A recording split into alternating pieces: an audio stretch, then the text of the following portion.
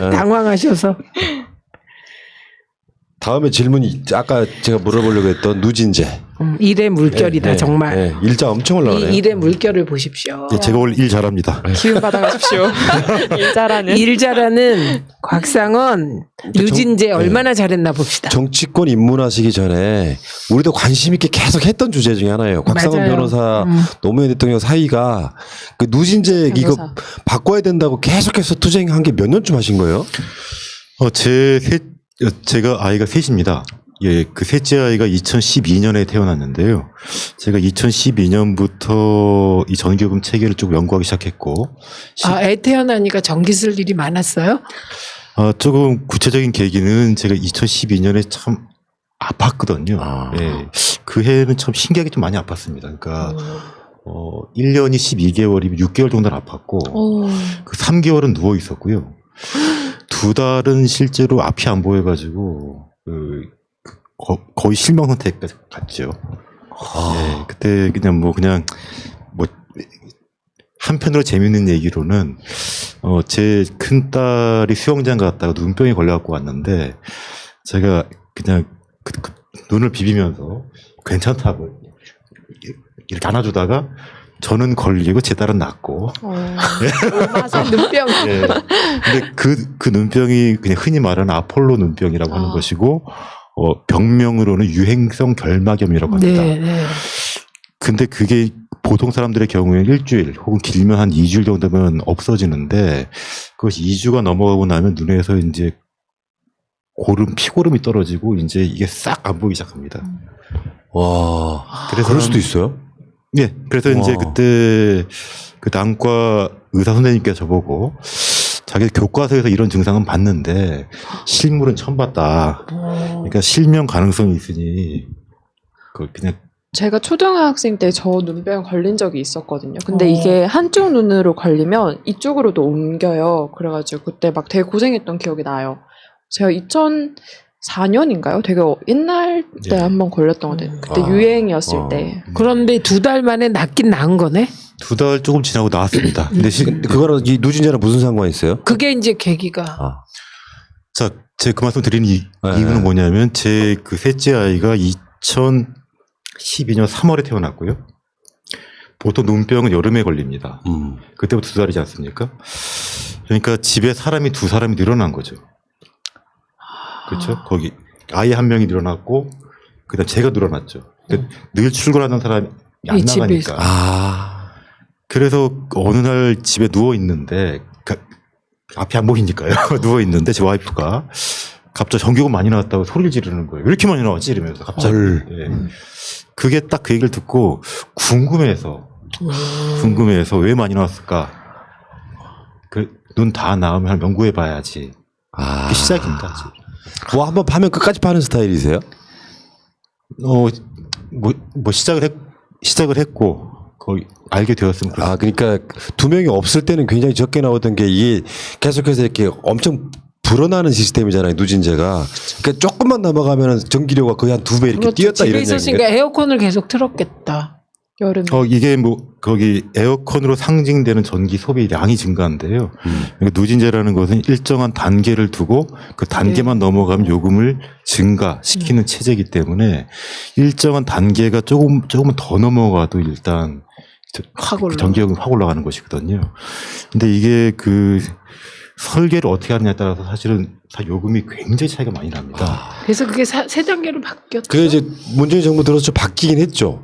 문재인 정부 들어서 바뀐 것은 아닙니다. 그래요? 그 전에 박근혜 정부에서 바뀌었습니다. 박근혜 정부에서 바뀌었어. 우리 그때 방송했잖아요. 그때 하도 많은 말을 해서. 박원석이 그때? 얘기하다 에어컨 없다고. 그가 고백했잖아. 자기 에어컨이 없다고. 그때 한 2년 정도 연구를 하고 제가 2014년에 처음으로 거기 소송을 제기를 합니다. 그때가 2014년 8월쯤이었는데 벌써 이제 한 6년이 넘었네요. 만 6년이 넘었네요. 그 사이에 전기요금 체계가 한번 개편이 됐고요.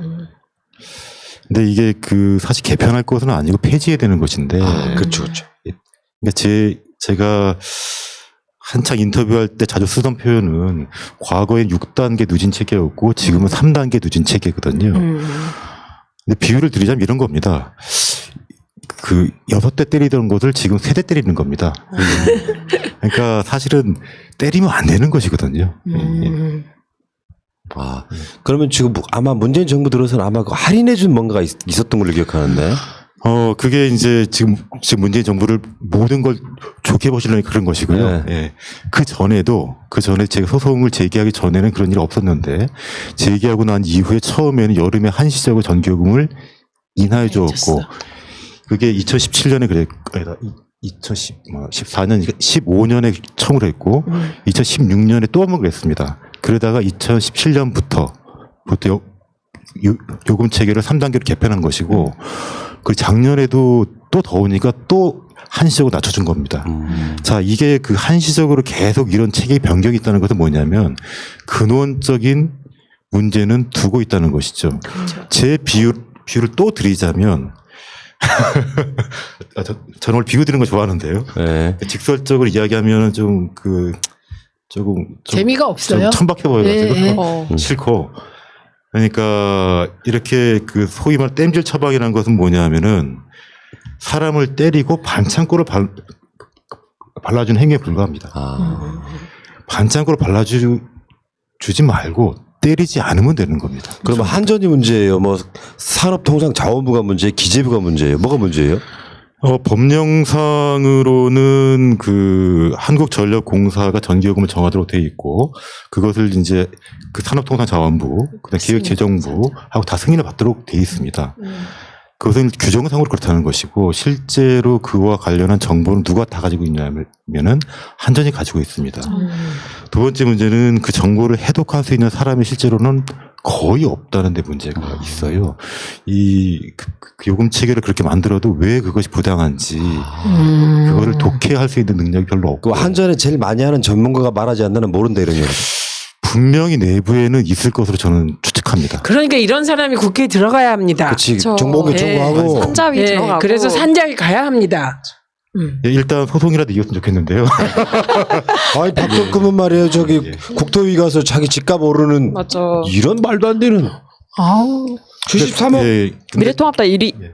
그분이 근데 재산 1위. 이게 제가 전기요금 소송할 때 그때가 2014년이니까 이게 저는 제가 할 수 있는 일은 다 했습니다. 그러니까 모든 자료는 다 연구를 했고 다 분석 끝났고 대법원이 판결만 하면 됩니다. 대법원이 판결만 하면 지금 이제 국가에서 지금 뭐 기본소득 혹은 재난지원금을 지급을 하는데 저희가 한 가정당 전기요금을 반환받을 수 있는 액이 평균적으로 최소한 50만 원가량 됩니다. 최소한 실제로 이론적인 전체 소송물 가액은 50조 가량 됩니다. 야. 근데 그중에 가장 걸림돌은 그거 같아요. 탈원전만 해도 전기값이 탈원전 때문에 오른다는 등 계속 미래통합당 부류가 선동을 하잖아요. 여론을 조중동이 받아가지고 하면 쓰고. 그게 잘 안 되고 하는 그 최고의 걸림돌은 그거 아닙니까? 일단 종합적인 정보가 국민들에게 전달되지 않는다는 것에 있고요. 두 번째로는 아주 일부의 정보만 확대한다는 측면이 또 있습니다.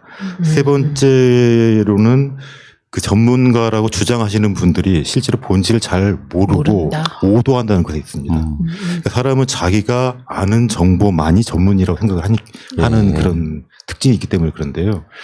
아무리 이야기를 해줘도 안 들으려고 합니다. 고성산불이요. 무슨 그 전기줄에서 불이 난 거잖아요. 한전이 탈원전 때문에 적자를 보는 바람에 투자를 안 해서 관리가 미비해서 불났다 이렇게 논리를 만드는 놈들이에요. 네, 한국전력공사가 실제로 적자를 보는지 흑자를 보는지 실제로는 알 수가 없습니다. 실제로는 회계상으로는 적자를 볼 때도 있고 흑자를 볼 때도 있습니다. 그런데 분명한 것은 뭐냐면 제가 두 가지 사실 말씀드릴 수가 있어요. 하나는 전 세계에서 가장 큰 에너지 기업이 어느 회사인지 아십니까? 한전. 대한민국에 있는 한국전력공사입니다. 자, 인구 5천만이 배출한 세계 최고의 에너지 기업입니다. 말이 안 되는데. 중국 진짜? 10억의 기업이 아니고 세계 최강대국의 미국 기업이 아니고 한국 기업입니다. 그런데 야, 한국전력공사는 수십 년 동안 적자를 봤다고 했죠. 그죠?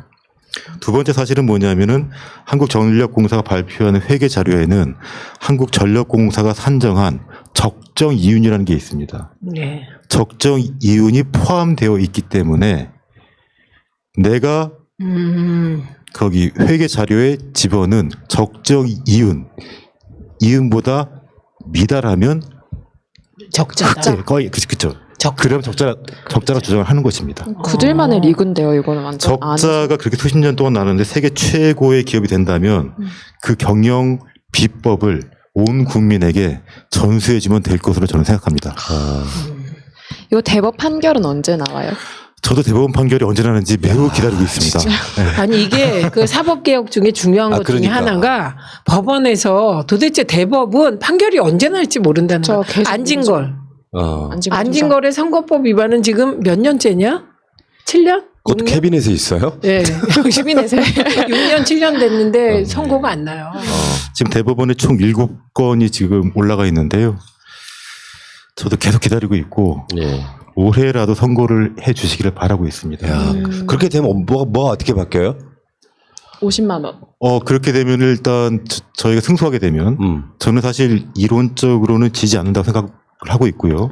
제가 쓴 서면을 보시고 싶은 분들은 언제든 연락하시면 단 읽는다는 전제하에 두께는 이 정도 된다. 이 정도.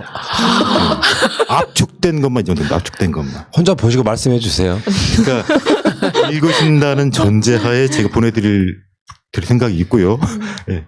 그리고 승소를 하게 되면 이게 이론적으로 온 국민이 돌려받을 수 있는 돈이 대략 50조 가량이니까 50만 원, 500만 원까지 가능합니다. 500만 원, 1인당이요? 1인 한 가구당. 한 가구당. 한 4인 기준? 4인 가족 기준? 아니요. 그냥 한 가구당.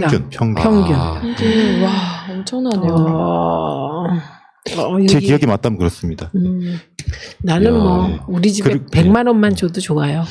그리고 패소하게 되면 그냥 예. 그 사이 전기요금 좀 그 소위 조금 떨어. 할인해 준 것만으로 그걸 만족해야 하나. 우리에게 하는 생각이 만족이 있습니다만. 없습니다. 예, 우리 변호사님이 서울대 국제경제학과? 예, 맞습니다. 그거랑 연관이 있지 않아요? 자기 전공과? 지금 아까 회계 보고 뭐 이런 거 상관없죠, 근데. 사실은 제가 거짓말을 못 해가지고요. 네. 실제로 상관이 없습니다. 상관이 없습니까? 이론이잖아. 그죠? 생각해보니까 경제학은. 집에서 식구가 둘이 늘어나는 바람에 이걸 이걸 했다는 자, 게 그 정말. 말씀 뭐냐면 실제로 그 에너지 소비라는 것은 사람의 생태와 연결된 것입니다. 맞아. 사람이 생활할 때 소비라는 것이기 때문에 그 가족 구성원 수에 비례할 수밖에 없는 그럼 것이죠. 그래서 옛날에 전세 살 때 여러분은 모르시겠지만 우리 어렸을 때 우리 집이 전세 살거든요. 그럼 사람 수 한 명을 계산해서 수도세, 전기세를 주인이 받아갔어요. 되게 합리적이죠. 참 얼마라고요? 다시 한번요. 50조. 물론 제가 거기서 이제 그런 소송이 벌어진다면, 근데 실제로 저도 소송을 해보면 이 누진제 소송의 경우에는 한 대략 한 2만 분, 그러니까 2만 가구 정도가 참여를 하셨는데 그분들은 정말 대단하신 분들입니다. 그러네요. 예, 와. 그러니까 스스로 큰 돈이든 작은 돈이든 자신이 소송 참가 비용을 납부를 하시고 그 직접 참여 의사를 보여주신 거기 때문에 굉장하신 분들입니다. 이게 예. 그때 당시에는 정치할 생각은 전혀 없으셨죠? 정치할 생각은 늘 있습니다. 아 그래요? 늘 있었어요. 언제부터? 정치라는 거 사실 이건 제 생각입니다. 제 생각. 정치는 직업 정치인이 국회의원 되느냐, 아니라도 그렇지. 그렇지 않느냐 그런 차이인 것입니다. 그러니까 직업 정치인이 되겠다는 생각을 언제부터 했는지. 지금은 제가 직업 정치인도 아니고 지금은 원웨이 이거 낙선했기 때문에 직업 정치인이 되는데 실패했죠. 예, 실제로는. 직업 정치인은 그 직업으로 돈을 벌어야 되니까. 예, 그러니까 자신의 생계 혹은 생활이 그 업을 통해서 그렇지. 이루어져야 되는 것인데 지금은 그렇게 될 수가 없는 것이라서 지금 전업은 아닌 것이고 예. 모든 사람은 다들 다 정치를 하고 있습니다. 모든 사람은. 그쵸, 뭐. 그러니까 그렇죠. 뭐 거기 정치의 가장 포괄적인 정의가 무엇을 언제 어떤 방식으로 배분할 것인가 이거 정치거든요. 알겠습니다. 자, 노진재 얘기 여기까지.